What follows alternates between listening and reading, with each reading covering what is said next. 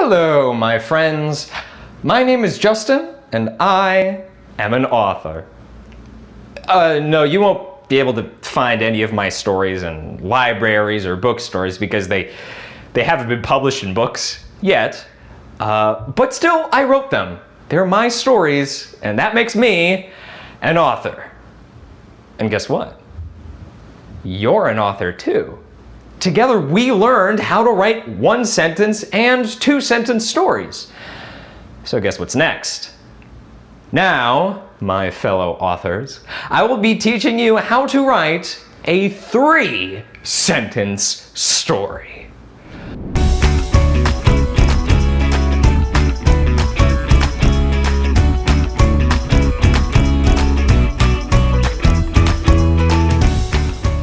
By now, you know that every story has three story elements: who, where, and what happened.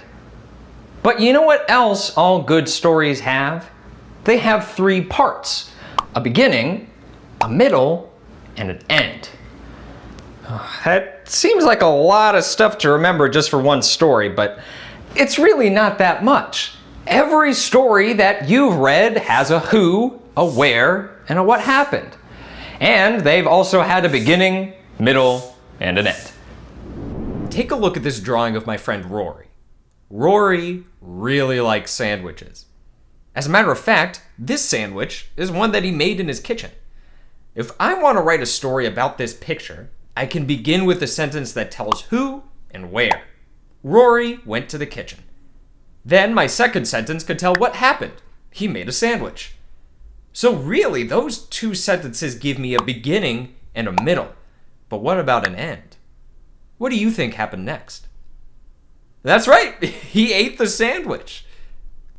When I write my story, it goes like this. I write my first sentence. Rory went to the kitchen. That's the beginning of my story. Now before I go on, we need to check and make sure I remembered a few things. Did I begin my sentence with a capital letter? Yes. Did I space between my words? Yes. Did I put a period at the end of my sentence? Ooh, uh-oh. Looks like I forgot the periods. Let's just fix that. Phew, glad I checked. My next sentence tells what happened in the middle of my story. He made a sandwich. Okay, capital letter at the beginning? Check. Space between words? Check. Period at the end? Check. Oh, and did you notice that when I ran out of room on the first line, I just went down to the next line and started at the beginning? We're getting pretty good at this story writing. Now comes the best part. I can add one more sentence to tell how this story ends. Then he ate it. As you can see, I remembered my capital letter, spaces, and period. And once again, when I ran out of room, I went down to the beginning of the next line.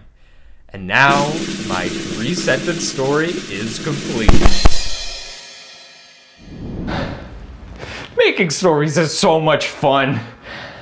You know, I don't always tell stories about things that actually happened. Sometimes I come up with my own creative ideas. Let's write our own creative story together. Okay, so first we'll need a character. What about an alligator? I'll call him Alex. All right, now next up, where could an alligator named Alex go in our completely made up creative story? How about a party? Let's make it a birthday party. All right, and now what happened? Alex got a balloon, a yellow balloon, because that's Alex's favorite color, of course.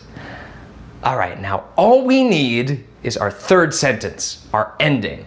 What happened next?